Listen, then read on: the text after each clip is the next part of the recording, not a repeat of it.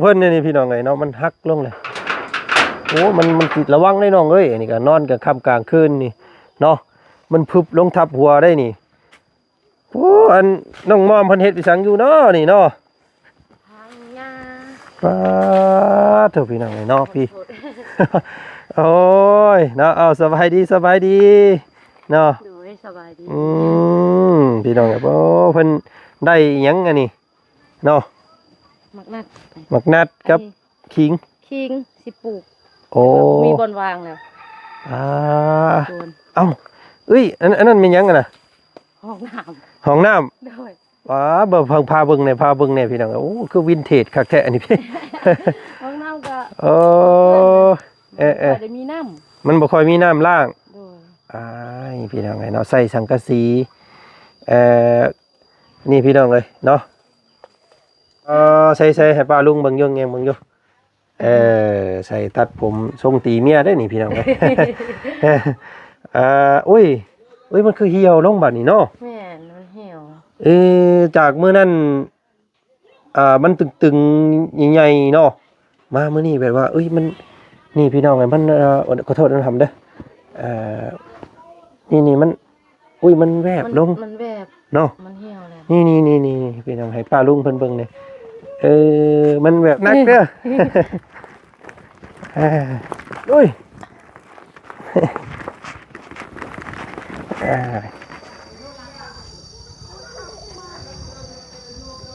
เนาะตอนนี้ทางบ่าวจันเนาะก็ได้บุกดงลุยน้ำผ่านพาภูเขาเข้ามาฮอดหมู่บ้านละเตืองเครื่องใจอีกแล้วพี่น้องมื้อนี้ก็ได้เนาะก่อนสิเดินทางกลับบ้านกลับซองเนาะบ่าวจันก็มีภารกิจอีกคือเก่าพี่น้องเนาะจากแม่ใจบุญแม่ใจดีเฮาเนาะก็ก่อนอื่นเด้อพี่น้องเด้อเนาะต้องกับทักทายสบายดีพ่อแม่พี่น้องเนาะหมู่เพื่อนกันหมดสุขุสุคนเจอกันกับบ่าวจันอีกคือเก่าพี่น้องเนาะกับบรรยากาศตอนเที่ยงมื้อนี้ทางบ่าวจันเข้ามากะครึ้มฟ้าครึ้มฝนแน่มื้อนี้พี่น้องเนาะก่อนสิลากลับบ้านมื้อนี้ก็มีภารกิจให้แม่ใจดีเนาะก็ต้องขอบพระคุณทางแม่วันสุริเพชรคือเก่าเด้อพี่น้องเด้อเนาะหลังจากพาน้องเพิ่นน้องตีน้อยพี่น้องเนาะน้องเสียน้อยเพิ่นไปหาแพทย์หาหมอมื้อก่อนเนาะก็วางหืดวางยาให้มากิน10มื้อว่าซั่นพี่น้องแต่ว่าแม่เพิ่นก็เป็นห่วงเป็นใยเนาะเป็นห่วงย่านอาการน้องเพิ่นมันกำเริบใหญ่กว่าเก่าว่าซั่นซะเนาะแม่เพิ่นก็เลยมื้อนี้พี่น้องฝากเครื่องอยู่ของกินเป็นข้าวเนาะข้าวสารอาหารแห้งมาให้มื้อนี้พี่น้องก่อนสิลำลากลับบ้านก็เอามารุ่นมาเบิ่งน้ำกันก่อนพี่น้องเนาะเพิ่นเป็นนี่ใดแล้วเนาะใส่หืดใส่ยาปกติอยู่บ่เข้าเบิ่งเข้าส้มน้ำกันอีกพี่น้องกับครอบครัวของน้องตีน้อยเนาะให้ชื่อว่าตีน้อยก็ได้พี่น้องเสียน้อยก็ได้เนาะน้องตีน้อยกับน้องมอมเนาะบ้านละเตืองพี่น้องเมืองเซโปนเด้อเนาะตอนนี้ก็มาฮอดจอดถึงแล้วนี่เนาะค่อยได้พี่น้องอันนี้นะค่อยเนาะค่อยลงปู้ เวลาน้ำตกฝนตกลงมานี่ก็ซัดลงพุ่นแหละพี่น้องก็เฮือนชานบ้านซ่องก็เป็นกระหลอบแกบแหลบตามเนินเขานี่พี่น้องเนาะเห็นบ่ก็พุ่นแหละเสียงพันหญ้าควักอยู่พี่น้องเนาะนี่เนาะอันนี้เป็นหม่องพักพิงเนาะหม่องน้องเพิ่นอยู่อันนี้พี่น้องเนาะก็ถือว่าผุพังตามการเวลาและเนาะหลายฝ่าหลายปีโอ้มันสิโยดใส่หัวกับพ่อแห้งแล้วนี่พี่น้องเนาะพี่แม่นน้องเพิ่นบอกเนาะอันอีหยังเสียงพันหญ้ากวกควักอยู่ทั้งนั้น โอ้อันนี้เฮือนน้องเพิ่นนี่พี่น้องเนาะมันหักลงเลยโอ้มันติดระวังได้น้องอันนี้ก็นอนกลางค่ำกลางคืนนี่เนาะมันพึบลงทับหัวได้นี่โอ้อันน้องมอมเพิ่นเฮ็ดอีสังอยู่เนาะนี่เนาะทางยาป้าเถอะพี่น้องเนาะพี่โอ้ยเนาะเอาสบายดีเนาะดูให้สบายดีพี่น้องโอ้เพิ่นได้หยังอันนี้เนาะมักนัดกับขิงสิปลูกโอ้มีบนวางแล้ว อ่า โดน เอ้าเอ้ยอันนั้นเป็นหยังกันน่ะ ห้องน้ ห้องน้ำ ำโดย อ๋อเบิ่งพาเบิ่งเนี่ยพี่น้องโอ้คือวินเทจคักแท้อันนี้พี่ ห้องน้ำก็ โอ้เออ ได้มีน้ มันบ่ค่อยมีน้ำล้าง ำโดย อ้ายพี่น้องไงเนาะใส่สังกะสีเอ่อนี่พี่น้องเลยเนาะมีแต่โถส้วมเนาะยามจำเป็นเนาะว่าอะไรกันเนาะกลางค่ำกลางคืนยันปวดท้องปวดท้ายเนาะ โดย ก็พอได้แก้เนาะ เฮ็ดจักปีแล้วนี่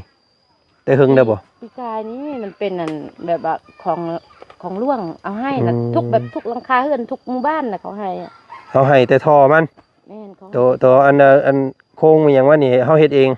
แม่น เอ่ เฮ็ดเอง อ เขาให้ได้ทอกับส้วมนี่แหละแล้ว อื ก็ มก็เลยเฮ็ดเองเนาะ โอ้ได้ทุกหลังคาเลยเนาะแต่ว่าได้แต่ท่อกับอันหมองนั่ง อันนี้หมองห้องน้ำน้องเพิ่นได้อพี่น้องไงเนาะอันนี้สวนเจ้าบ่นี่ โดยส่วน อ่าเบิ่งหั่นพี่น้องเอ้ยโอ้เนาะบ่ได้อยู่ซื่อๆเด้อเพิ่นนี่พี่น้องเอ้ยเนาะเครื่องปลูกของพังเต็มเนาะบ่มีหม่องปลูกได้ติ บ่มีแล้ว มันเต็มหมดแล้วเนาะ เต็มหมดแล้ว อ๋อหมักพริกหมักกันเตียวอีหยังก็เต็มหมดเลยพี่น้องเอ้ยเนาะผักหมักสะดงสาดีอันนั้นก็แม่นดินเจ้าเบิดเลยบ่ แม่น ลงไปฮอดพุ่น โดยมันชุดขานี่แหละมันอันนั้นมันเป็นเหว เป็นเป็นห้วย แม่น เป็นโศกเนาะ โอ้ เสียงน้ำนั่นเนาะ แม่นเสียงน้ อืมไปสัตว์พระขึ้นเทิงๆพุ่นเนาะอ้ายมีแนวมาให้มื้อนี้พี่น้องเอ้ย ำโดย อันนี้ห้องน้ำทางผู้สาวเพิ่นพี่น้องเอ้ยเนาะ วินเทจขนาดเนาะเฮือนก็ว่าเฮือนวินเทจแล้วก็ยังบ่ซ้ำห้องน้ำเราพี่น้องเอ้ยห้องน้ำเรายังวินเทจกว่าเนาะ เป็นที่ไหนอันทั้งน้องชายเนาะเบิ่งมาอัปเดตอันอาการน้องเพิ่นเบิ่งก่อนมื้อนี้พี่น้องเอ้ยเนาะสบายดีตีน้อย ไปดีเด้อ สบายดีโอ้เพิ่นตัดผมใหม่บ่นี่ บ่ไหม ใส่ให้ป้าลุงเบิ่งอยู่แงเบิ่งอยู่ใส่ตัดผมทรงตีเมียได้นี่พี่น้องเอ้ย อุ้ยมันคือเหี่ยวลงบัดนี้เนาะ แม่นมันเหี่ยว จากมื้อนั้นมันตึงๆใหญ่ๆเนาะมามื้อนี้แบบว่าเอ้ยมันนี่พี่น้องไงมันขอโทษนะทำเด้อนี่มันอุ้ยมันแวบลง มันแบบ เนาะ มันเหี่ยวแล้ว นี่พี่น้องให้ป้าลุงเพิ่นเบิ่งเนี่ยมันแบบเหี่ยวลงเนาะยุบลงพี่น้องเอ้ยจักมื้อเด้อันเจ้ามา 3 มื้อ3มื้อนี้บ่ก็ยังอีกมื้อนึงเนาะ ยังอีก2ยังอีก2บ่อันน่ะใส่ยานะ ด้วยอันร่วมแต่มาแต่สิปูน อีก2 ยังอีก2มื้อ มื้ออื่นกับมื้อ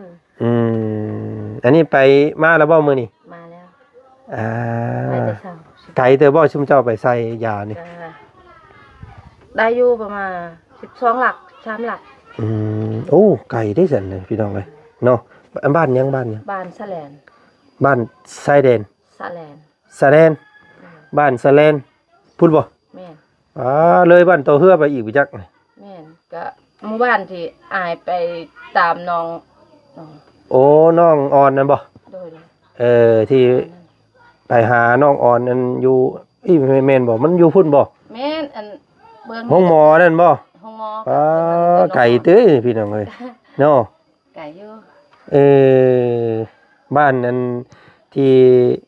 ว่าจันไปนำหาน้องอ่อนเพิ่นตอนนั้นน่ะพี่น้องเอ้ยเนาะที่ว่าเราหนีผัวเรามาเนาะแม่นบ่บ้านนั้นบ่ แม่นบ้าน โถ่โอ้ขึ้นภูลงหิวบ่แม่นง่ายเด้หั่นพี่น้องเนาะต้องมีสุขศาลาอยู่พุ่นบ่มีแต่ห้องหมออยู่พุ่นเนาะ โดย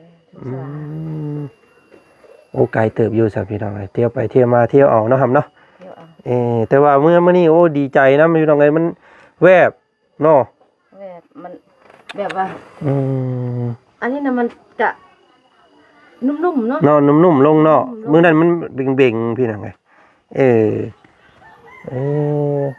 โอ้ยมันเกือบจะลงเลยนี่เนาะ กำเศร้าเลยนี่เอ้ยพี่น้องเอ้ยดีแล้วนี่เนาะยันแต่มันขึ้นมาอีกแล้วนี่พี่ ยัน น้อง แต่คือเป็นสุดนั้นเนาะมันก็แวบอีเลียบัด เฮาปะยาเลยมันก็จะใหญ่อีกนะ คือว่าแหละพี่น้องเอ้ยเนาะทางแพทย์หมอเพิ่นก็ได้ซองได้เอ็กโกเบิ่งมื้อนั้นก็เพิ่นบอกว่ามันเป็นก้อนเนื้อเนาะอยู่ในมุงนี่นะพี่น้องเอ้ยมุงนี่มุงอันมุงนี่เนาะแต่ว่าแถวนี้นะมันเป็นอันนั้นซื่อๆอันแต่มันเบ่งขึ้นมาเนี่ยมันเป็นน้ำเหลืองซื่อๆมันมีก้อนอยู่นี่แต่ว่าบ่ได้ลุกลามไปหลายเพิ่นว่ามันเป็นก้อนเนื้อแบบอ่อนๆก้อนเนื้อนิ่มๆแบบเนื้อจักสิเป็นเนื้อแบบใดเพิ่นว่ามันเป็นเนื้อแบบอ่อนๆนะพี่น้องเอ้ยเนาะที่มันเป็นเบ้าอยู่หั่นถ้าบ่ได้ผ่าถ้าบ่ได้เจาะออกนี่ก็คือสิมันก็อาจจะขึ้นมาอีกเพิ่นว่าหั่นนะเอายาใส่ก็บรรเทาให้มันแวบลงไปนี่แหละได้อีกจักแลเดี๋ยวสิเอาแบบต่อเนื่องตลอดเนาะใส่จนเป็นเดือนเป็นซองไปผมมันจังบางทีมันอาจจะเหี่ยวลงเลยก็มีพี่น้องเอ้ยเพราะว่ามันก้อนเนื้อตัวนี้นั่นมันยังบ่ได้ลุกลามไปหลายเพิ่นว่ามื้อนั้นนะเนาะก็โชคดีของน้องเพิ่นอยู่ยังบ่แม่นเนื้อที่มันกัดกินลุกลามเนาะถ้ามันกัดกินลุกลามนี่เจ้าอยู่บ่ได้แล้วเดี๋ยวนี้เนาะอยู่บ่ได้แล้วถ้ามันปวดนะพี่น้องเอ้ยมีแต่รุ่นเบิ่งแต่พี่น้องเอ้ยเนาะทางเมย์เพิ่นว่าบางเทื่อเนาะอาจจะให้ทางบ่าวจันนี่ได้พาน้องเพิ่นข้ามไปพังไทยว่าซั่นพี่น้องเอ้ยเนาะแต่ว่ารอบนี้อาจจะบ่ท่วงบ่ทันแล้วพี่น้องเอ้ยบ่าวจันก็สิกลับบ้านก่อนเนาะไปรอบหน้าพู้นแหละเนาะบ่าวจันขึ้นมาเหนือรอบหน้าแหละสิเก็บการเก็บงานให้เรียบร้อยแล้วบัดขากลับได้แม่นสิมารับเอาเจ้าเมื่อเลยเนาะกลับเมื่อก็เมื่อนอนอยู่ซินูพุ่นแล้วก็ตื่นมาแล้วก็จังพาน้องเพิ่นข้ามไปเนาะมีแต่เจ้ากะเกียมเด้อน้องตีน้อยเด้อกะเกียมสมโนให้ครบแล้วเนาะอันเอกสารก็บ่มีหยังดอกมีแต่สมโนแหละ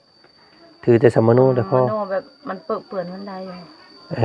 แบบมันเฮ็ดหากะไม้อยู่แต่ว่ามันเปื้อนแต่ว่ามีรายชื่อน้องเพิ่นอยู่บ่มีอยู่มันเป็นบ่เป็นหยังฉะนั้นก็ได้คือกันเนาะตอนนี้ใส่ยาแล้วก็น้ำหนักขึ้นเพิ่มอีกมือละ1 โลบ่ไปติดแต่ละมื้อขึ้นแต่ละมื้อเลยบ่เมื่อวานนี่48มื้อนี้เด้49มื้อนี้โอ้อันนี้แบบว่าน้ำหนักขึ้นมันลงไปทางอื่นจักเคยน้ำหนักมันอันว่าตัวนี้มันตัวอันมันอยู่ในหน้าเจ้านี่มันลงไปทางอื่นไปจักมันจังน้ำหนักขึ้นเนาะกินข้าวหลายขึ้นไปจักแม่นบ่เพิ่นเพิ่มนั่นเด้เพิ่นเพิ่มวิตามินเนาะอันนั้นอยู่ในอันนั้นแหละเพิ่นเพิ่มวิตามินกินข้าวแซ่บบำรุงอะไรว่าง่ายๆเนาะเป็นวิตามินอันนั้นมิดสีดำๆนะยากินข้าวแซ่บเนาะเพิ่มวิตามินให้เจ้าแล้วก็ให้เฮากินข้าวแซ่บอีหยังมันก็สู้ต่อโรคต่อต้านต่อนั่นแหละว่าซั่นซะเนาะสารอาหารครบถ้วนนะพี่น้องเอ้ย เอาใส่กินยาลองเบิ่งใส่10 มื้อเนาะมันสิแวบบ่ให้เจ้าแต่ละมื้อก็ส่งรูปให้เด้ออัปเดตเบิ่งแต่ละมื้อว่ามื้อนี้โอ้ยมันลงอีกนะให้เจ้าสังเกตเบิ่งน้องดีๆพี่น้องเอ้ยเนาะมื้อนั้นก็มื้อตอนนั้นก็ไปฉีดยาอยู่ไชปูนแหละตื่นมื้อเช้าน้องก็บอกว่ารู้สึกว่ามันเบาหน่อยนึงอ่ะมื้อมามื้อนั้นบ่โดยมันเริ่มมันเหี่ยวๆเลยมันก็ถึกอยู่ได้พี่น้องยานี่เนาะสำคัญอยู่กินปุ๊บแล้วมันก็เหี่ยวลงปั๊บโดดได้พี่น้องแต่ว่ามันต้องต่อเนื่องเนาะมันคำว่าสมมุติว่าบ่ได้พาไปก็สิได้ต่อยาให้เด้อเนาะพังเบิ่งลองเบิ่งจักเดือนนึงนี่ค่อยว่ายันมันอาจจะเหี่ยวลงเด้อหายไปเลยก็มีเนาะเพราะว่ามันก้อนเนื้อมันเนื้อมันบ่ได้เป็นเนื้อแข็งเป็นเนื้ออ่อนพี่น้องเพราะว่านี่ใส่ยาเข้าไปมันก็ฮุบลงโดดเนาะเอามีแต่2ทางนี่แหละเนาะบางเทื่อก็อาจจะพาไปไทยเนาะรอบหน้าเนาะขึ้นอยู่กับมาอัปเดตเบิ่งนี่แหละเนาะอัปเดตเบิ่งอาการน้องเพิ่นครับว่ามันบ่แวบบ่หยังก็เฮาจังสิได้เดินทางไปเนาะให้แพทย์หมอทั้งพุ่นเบิ่งอีกเนาะน้องตีน้อยเนาะ เออ เอากินข้าวแซ่บนอนรับก็ดีแล้วพี่น้องไงมื้อนี้ทางแม่เพิ่นได้ฝากของอยู่ของกินมาให้อีกเนาะเป็นข้าว2กระสอบใหญ่ๆเด้อพี่น้องเอ้ยเนาะเฮ็ดที่ใดเฮาหามได้บ่เจ้าหามได้อยู่บ่คานี่มือเฮ็ดนักบ่ได้เนาะเฮ็ดจังได๋ล่ะบาดนี้พี่น้อง คนมา เอาบ่เฮาหามกัน2คนก็ได้ให้น้องเพิ่นจับกล้องให้ไหมเนาะมีข้าวพี่น้องเอ้ยย่านฝนตกบ่จันก็เลยเอาเข้าไว้ในเนาะปุ๊บเฮ้ยบังเอาน้องมาเอาพวกมีพวกไข่พวกอันนั้นออกก่อนขายนี้ ไข่กับแมน น้องคือกินบ่ได้นะ ฮะกินบ่ได้บ่ได้กินได้ กินได้ แล้วว่าตะเก้าแล้วคลำบ่ ก็กะละมาไข่กับไก่นั่น เนี่ยมันไข่ติ ก็ฟังเบิ่งฟังเบิ่งถ้าว่า FC อันคอมเมนต์ว่ากินบ่ได้ก็บ่กิน แต่ว่าทางบ่จันคิดว่ามันบ่เกี่ยวเนาะกินได้บ่จันคิดว่านะไข่อันนั้นน้ำแม่นแล้วก็ข้าว2กระสอบเลยพี่น้องใหญ่ๆเลย ฮึบเอาไปป้าไว้หันก่อนเด้อเนาะเอาน้องตีน้อยอันน้องเสียน้อยจับกล้องให้เราว่าเนี่ยบ่จับนี่จับนี่โอเคโอเคเนาะได้เด้อโอ้สอบใหญ่ๆนี่2สอบเลยพี่น้อง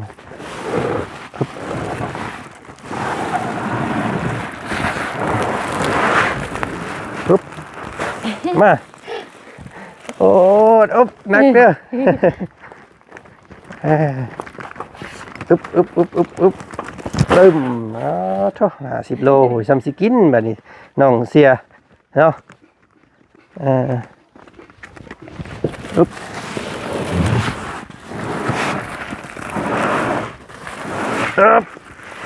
เท่าโอ้ยปวดเบิดแอวเลยมาลุย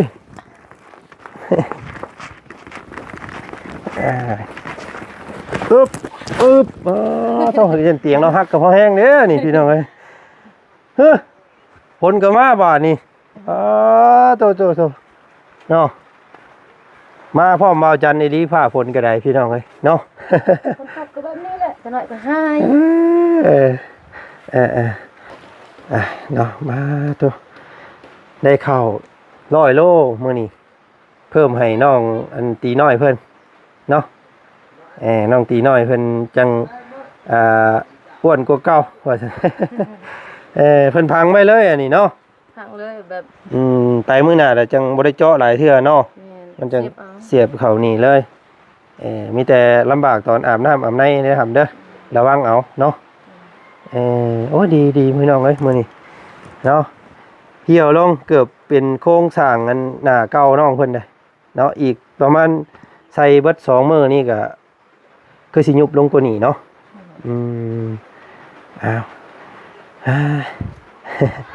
ฝนมาฟ้าลังมานี่พี่น้องเอ้ยเนาะกะข้าว100 โลแล้วก็มีเนาะยำพี่น้องเอ้ย1 กล่องแล้วก็ไข่1 แตะเนาะแล้วก็ซื้อนมมาให้บำรุงพี่น้องเพิ่นอีกพี่น้องเอ้ยนี่เนาะแล้วก็ขนมแล้วก็ปลาปองแล้วก็มีน้ำมันพืชแน่อยู่หั่นเนาะกะนี่แหละพี่น้องไงเนาะกะฝากขอบมกขอบใจทางแม่เจ้าในเด้อหำเด้อเนาะแม่วันซื้อเพิ่นเนาะเอิ้นเพิ่นสั้นๆก็ได้แม่วันสุธิเพชรเบิดซื้อเพิ่นน่ะเนาะแต่ว่าเอิ้นเพิ่นแม่วันจะซื้อก็ได้เนาะเป็นแม่ที่ซอยทั้ง2 ข้าง 2 ขานี่แหละพี่น้องไงเนาะดุนกันอีกว่าสิได้ไปไทยบ่เนาะแม่เพิ่นความจริงแม่เพิ่นอยากให้พาเมื่อนี้เลยแต่ว่าทางบ่จันนั้นอาจจะยังบ่ทันวางเนาะอาจจะกลับไปรอบนี้ก็จะอยู่นำครอบครัวก่อนเพราะว่า1มากก็เป็นวันเกิดแน่ เท่าแล้วพี่น้องเอ้ยเนาะเท่าขึ้นอีกปีละมื้อนี้ปีนี้ก็ได้เนาะ34เด้อพี่น้องเอ้ยเนาะทั้งน้องมอมจักปีเลย7-8เลยค่ะเท่าคือกัน เป็นสาวข้างบ้านนะบ่นี่พี่น้องเอ้ยเนาะยังบ่ทันมีผู้ใดมาเอาน้องเพิ่นอยู่เนาะคำมาก็ต้องมาอยู่นำเพิ่นได้พี่น้องเลย เนาะเพิ่นบ่ไปเด้อเนาะเราบ่ไปนำทั้งอื่นได้บ่ซั่นเนาะบ่มีผู้เบิ่งแม่เราเนาะ ถ้าว่าน้องแบบ เออ บ่เป็นแบบนี้นะน้องก็คือคนปกติก็ยังใครเนาะน้องแบบน้องสืบต่อเลี้ยงพ่อเลี้ยงแม่นะ ยังว่า อันนี้น้องก็บ่สบายเท่าน้องอะนะ อืม ถ้าเฮาไปเลยไผสิเบิ่งแม่ อืมแม่นๆอ้าวสาพี่น้องไงเนาะก็เซาไวๆเอาเมียมาเลี้ยงแม่อันเอื้อยเจ้าจังสิได้ผัวจักเทื่อ เนาะฉันเอื้อยเจ้าบ่ได้ผัวได้นี่พี่น้องไงโอ้ยตายเนาะมาแต่ละรอบมันยังคือเก่าอยู่เนาะ เอาเสร็จเนาะอันฝากอันบังคับเนาะตีน้อยขอบใจแม่เจ้าแน่เนาะขอบใจเด้อที่ซื้อข้าวซื้อของกินมาให้สันเนาะนึกมื้อขึ้น ขอบใจเด้อที่ซื้อข้าวอาหารของกินให้น้อง เนาะขอบใจให้อยู่ดีมีแห้งสัน ให้อยู่ดีมีแห้งเด้อ เลย เอาเนาะน้องอันขอบใจแม่เพิ่นแน่จ้ะ โดยขอบใจแม่วันหลายๆที่ซื้อข้าวสารมาให้แล้วก็อาหาร เลย ให้แล้วก็ขอบใจแม่ที่ช่วยน้อง เลย ที่ช่วยรักษาน้องเนาะ อืม ก็ขอให้แม่อยู่ดีมีแห้งขอให้แม่มีแต่สุขภาพแข็งแรง เลย โดยขอบใจ เลยเนาะเอาพี่น้องไงเนาะก็เบิ่งแยงกันเด้อใช้ถ้าพ่อแม่ไปใช้ซะมื้อนี้ ไปเชียงยา ไปเบิดสองเลย โดย เชิงเจ้าหากันมาแต่พาน้องอันตีน้อยเพิ่นไปเข้าน้ำอันยาเนาะ โดยไปแต่เช้าประมาณ11 โมงแล้วก็เลย อืมเนาะเพราะว่ามันก็ไกลเติบพี่น้องก็เที่ยวไปนั่นแหละเนาะอดเอาเด้อหำเด้อเนาะเพราะว่าเขตนี้มันไกลห่างไกลจากตัวเมืองเนาะ โดย คำว่าสิออกนอกพุ่นก็ไกลกว่าหันอีกเนาะ สำคัญทางบดงกับสแลนก็สำคัญ แต่ว่าไปพี่ดีจะไปพี่ดีกว่า มันอันนั้นแน่เนาะ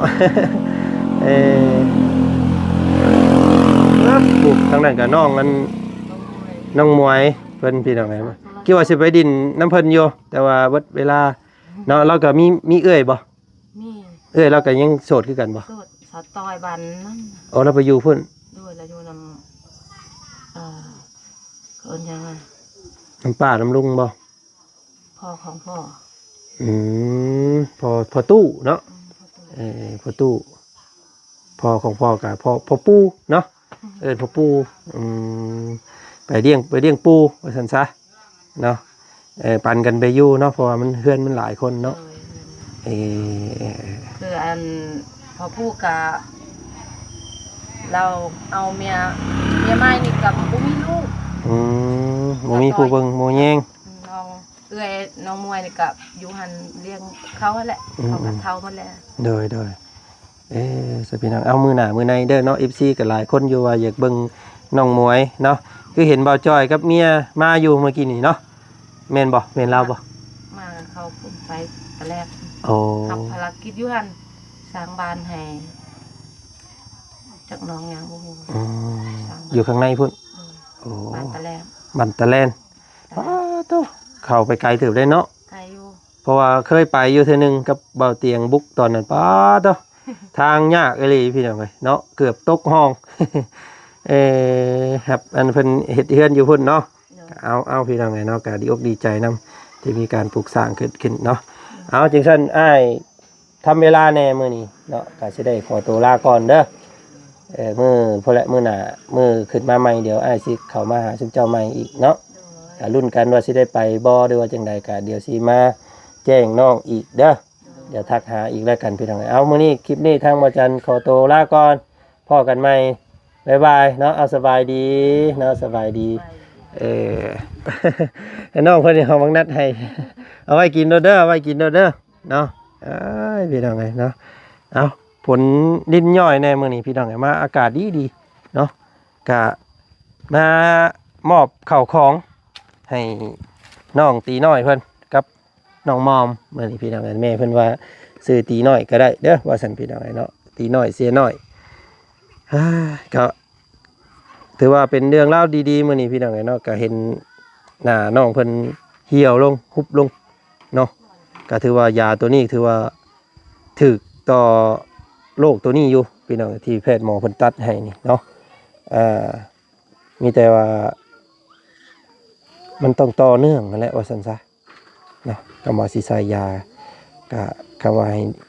คักแท้ก็ต้องไปผ่าตัดนั่นแหละพี่น้องเอ้ยเนาะก็เอาจังไดก็ติดตามเบิ่งชมกับครอบครัวของน้องตีน้อยน้องมอมว่าสิได้ไปพังไทยบ่ก็ลุ้นกันเนาะพี่น้องเนาะสำหรับวันนี้ทางบ่จันขอตัวก่อนพอกันใหม่เด้อเนาะทุกคนสบายดีสวัสดีไป